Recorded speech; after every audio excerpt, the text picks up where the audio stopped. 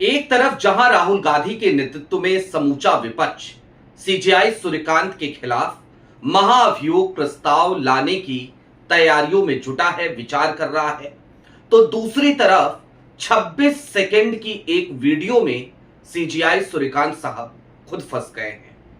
कारवां ने वर्षों पुरानी फाइलें एक बार फिर खोल दी हैं और सीजेआई सूर्यकांत की सफाई उनके काम नहीं आ पा रही है। जाहिर सी बात है, सीजेआई सूर्यकांत ने इस देश के युवाओं को कॉकरोच कहा था। इस देश के युवाओं पर यह आरोप मढ़ा था कि वो परजीवी की तरह है, और यह भी आरोप मढ़ा था कि उनके पास कोई रोजगार नहीं होता तो वो मीडिया में चले जाते हैं, कुछ सोशल मीडिया एक्टिविस्ट बन जाते हैं, कुछ आरटीआई एक्टिविस्ट बन जाते हैं। बवाल मचा तो सफाई दी, लेकिन सफाई काम ना आई। सारी बातें जरा विस्तार से करेंगे। नमस्कार, मैं स्वप्निल और आप मुद्दा देख रहे हैं। दोस्तों, आगे बढ़ें उससे पहले वही छोटी सी अपील। मुद्दा इन दिनों एक गंभीर आर्थिक संकट से जूझ रहा है। एक तरफ जहां हमारे मेन बैंक अकाउंट्स बीते लंबे समय से फ्रीज चल रहे हैं, तो दूसरी तरफ हमारे 2.5 साल पुराने चैनल को हमसे लंबे समय तक छीन कर भी रखा गया था। ऐसे में डे टू डे ऑपरेशंस में मुद्दा को काफी मुश्किलों का सामना करना पड़ रहा है। लिहाजा आपसे गुजारिश है, यदि आप चाहें तो स्क्रीन पर दिख रहे क्यूआर कोड या फिर के नीचे दिख रहे यूपीआई नंबर्स के जरिए मुद्दा की छोटी छोटी मदद जरूर कीजिएगा, ताकि हमारी बेबाकी यूं ही बरकरार रहे।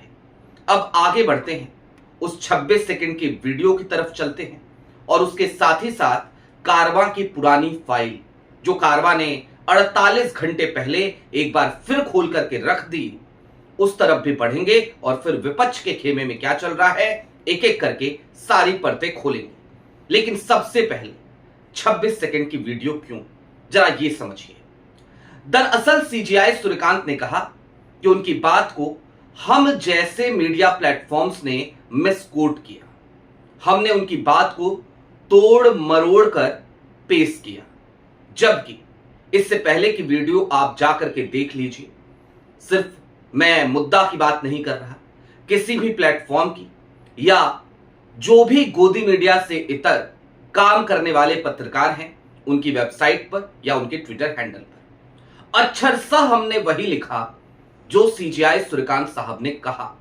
हमने उसमें कहीं पर भी कॉमा और फुल स्टॉप का भी अंतर नहीं किया। लेकिन वो वीडियो मंजरेआम पर नहीं थी। आज वो वीडियो मंजरेआम पर आ चुकी है।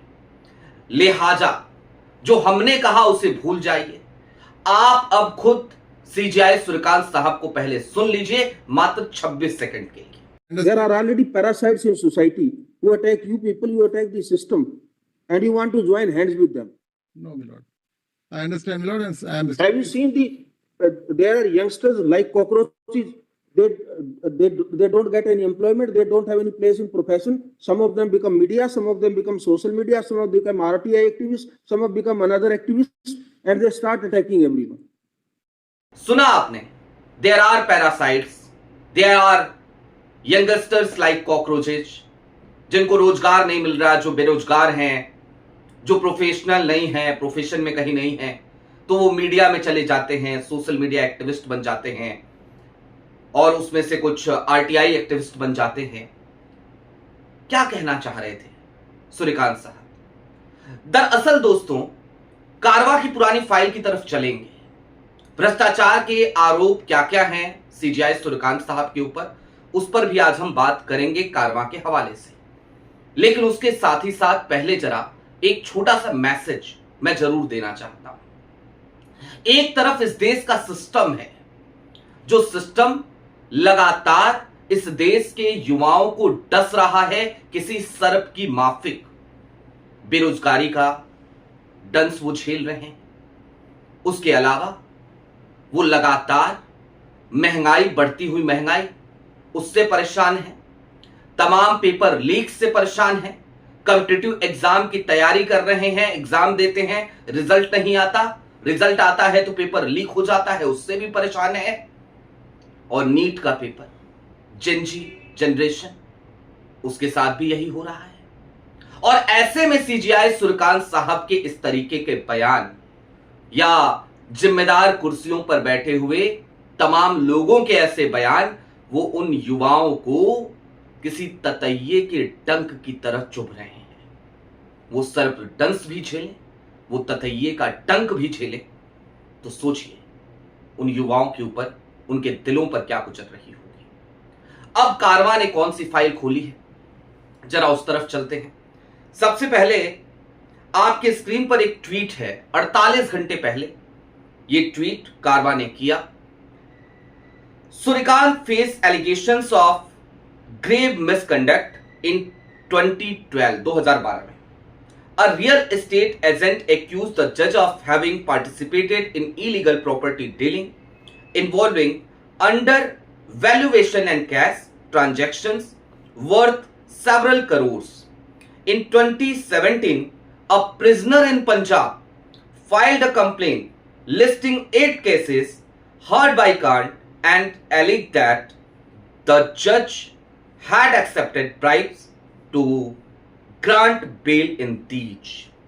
48 घंटे पहले ये ट्वीट किया कारवां ने, जाहिर सी बात है सूर्यकांत साहब की टिप्पणी आने के बाद। और ट्वीट जो किया उसमें उसने एक आर्टिकल अपना कोट किया। क्या था वो आर्टिकल? हिंदी में आपकी स्क्रीन पर सबसे पहले उसकी हेडलाइन है, क्या भ्रष्टाचार जैसे आरोपों का सामना कर रहे जज सूर्यकांत बनेंगे सुप्रीम कोर्ट के मुख्य न्यायाधीश। ये तब की बात है जब सूर्यकांत साहब हिमाचल हाई कोर्ट के चीफ जस्टिस नियुक्त किए गए थे। अब यहीं पर मत रुकिए, मैं आपको इसी खबर का एक हिस्सा और दिखाना चाहता हूं।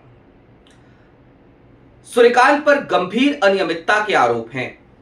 2012 में रियल एस्टेट एजेंट ने सूर्यकांत पर कम कीमत दिखाकर करोड़ों रुपए की संपत्ति का अवैध कारोबार करने का आरोप लगाया था।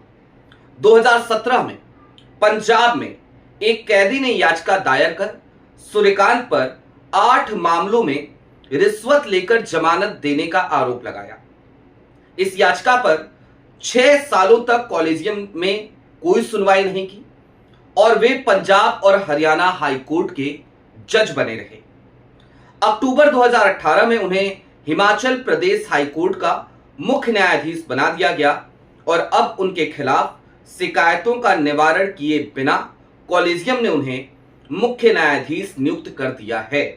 एक पूर्व जज के अनुसार सुप्रीम कोर्ट में सूर्यकांत को पदोन्नत करने के लिए भी कॉलेजियम यही करने वाला है। यह आर्टिकल छपा था साल 2019 में।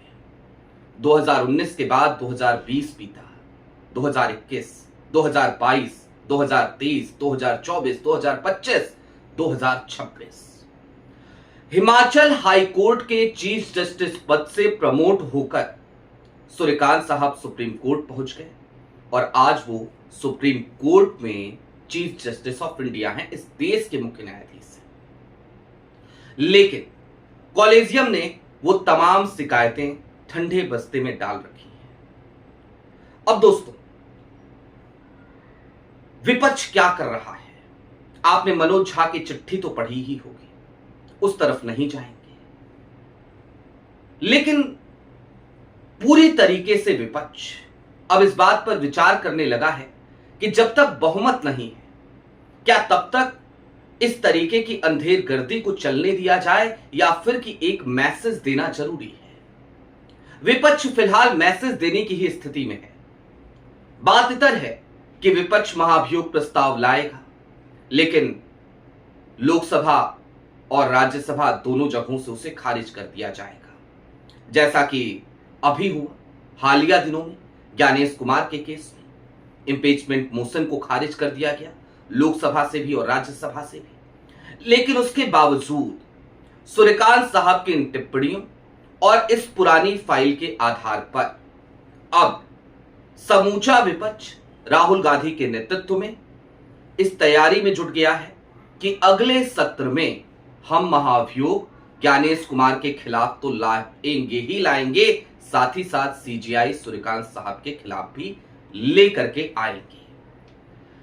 होगा कुछ नहीं, नंबर गेम नहीं है अभी विपक्ष के पास, लेकिन एक मैसेज जो जनता को मिलना चाहिए, एक मैसेज जो इस देश के युवाओं को विपक्ष देना चाहता है कि हम तुम्हारे साथ खड़े हैं। नीट पेपर लीक मामले में ही देखिए, कांग्रेस लगातार सड़कों पर है और कांग्रेस के साथ यूथ जुड़ रहा है, कांग्रेस के साथ जिंजी जनरेशन सड़कों पर उतर रही है। महंगाई के खिलाफ देखिए, महिलाएं सड़कों पर, देश की आधी आबादी सड़कों पर, कांग्रेस के झंडे तले, कांग्रेस के बैनर तले प्रदर्शन में, प्रोटेस्ट में बढ़ चढ़ करके हिस्सा ले रही है। कांग्रेस अब वो वाली कांग्रेस नहीं है। कांग्रेस ये बात समझ चुकी है कि अब प्रेस कॉन्फ्रेंसेस कर देने मात्र से या फिर की मीडिया बाइट दे देने मात्र से काम नहीं चलेगा। उसे कनेक्ट करना पड़ेगा इस देश की आम आवाम से, इस देश की आम जनता से, और उसका सिर्फ और सिर्फ एक ही तरीका और तरीकेकार है कि उनके मुद्दों को लेकर के सड़क पे उतरना पड़ेगा। वाटर कैनन की मार झेलनी पड़ेगी, पुलिस की लाठियां खानी पड़ेंगी, लेकिन एक संदेश सीधा सा देना पड़ेगा कि आप अकेले नहीं हो, हम आपके साथ खड़े हैं, आपके हक और हुकूक के लिए खड़े हैं और आपकी आवाज को बुलंद करने के लिए हम हर कीमत देने को तैयार है। कांग्रेस ये करती हुई नजर भी आ रही है। काश बाकी जो विपक्षी दल है, उत्तर प्रदेश में चुनाव है लेकिन अखिलेश यादव अभी भी सिर्फ प्रेस कॉन्फ्रेंसेज कर करके काम चला रहे हैं। उनको भी चाहिए कि वो भी सड़क में उतरे। 2027 बहुत दूर नहीं है, लेकिन कांग्रेस तो ये कर रही है, तो जो कर रहा है उसको तो बधाई देनी बनती है।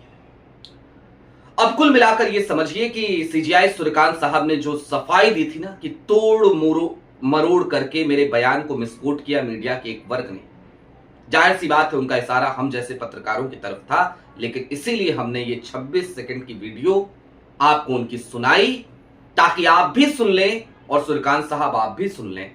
हमने मिसकोट नहीं किया, हम आपके शान में कभी कोई गुस्ताखी नहीं कर सकते, नहीं करेंगे, और इसलिए नहीं करेंगे क्योंकि आप इस देश के मुख्य न्यायाधीश हैं, आपके पद का बेहद सम्मान है, एक गरिमा है उस पद की। लेकिन वो बयान जो 26 सेकंड की इस वीडियो में था वो उस पद की गरिमा के अनुकूल कतई और कतई तौर पर नहीं था, और कोई भी लोकतांत्रिक विचारधारा का व्यक्ति इस बयान को एक्सेप्ट नहीं कर सकता, इसका समर्थन नहीं कर सकता या फिर इसे डिफेंड नहीं कर सकता। आपकी क्या राय है वो हमें कमेंट बॉक्स में जरूर बताइएगा। अभी के लिए दीजिए इजाजत। चलते चलते फिर वही अपील, चैनल पे नए हो तो सब्सक्राइब करते हुए जाइएगा, सक्षम हो तो मुद्दा की छोटी छोटी मदद जरूर कीजिएगा ताकि हमारी बेबाकी यूं ही बरकरार रहे। बहुत शुक्रिया।